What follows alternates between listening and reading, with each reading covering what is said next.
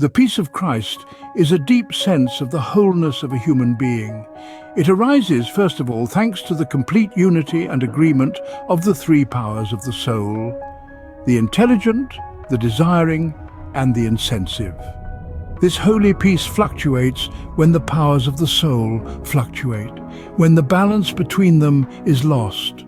And this shows that man has deviated from the correct path in his spiritual life, that he no longer burns with love for God or feels his presence. In other words, there's neither inner harmony nor union with God in him. A man who has lost spiritual peace has also lost God, because divine grace no longer touches his heart, and he's unable to become the dwelling place of God. And this happens because the sovereign principle, the spirit of man, called to unite with God and lead the whole man to theosis, is at odds with the other forces of the soul.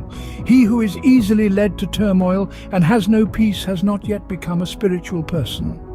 His soul is drawn by earthly pleasures, his spirit wallows in them and falls into a carnal state. Such a man, although he's created to soar in the heights like an eagle, has fallen to the ground and grovels like a worm.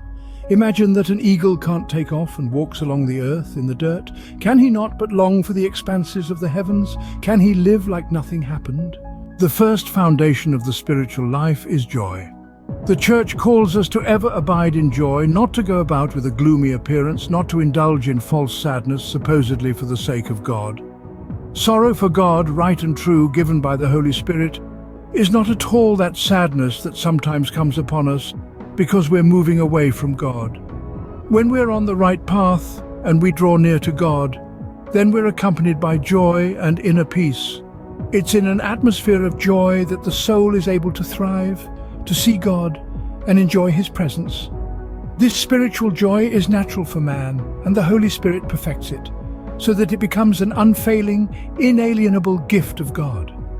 Perfect joy is preceded by the gift of tears.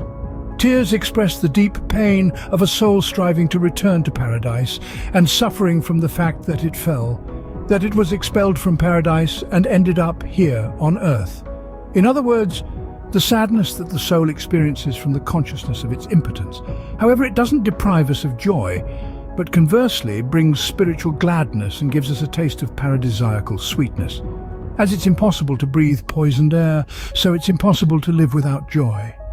Sorrow for the sake of God and fervent joy-making, tears enhance joy, making it genuine and permanent.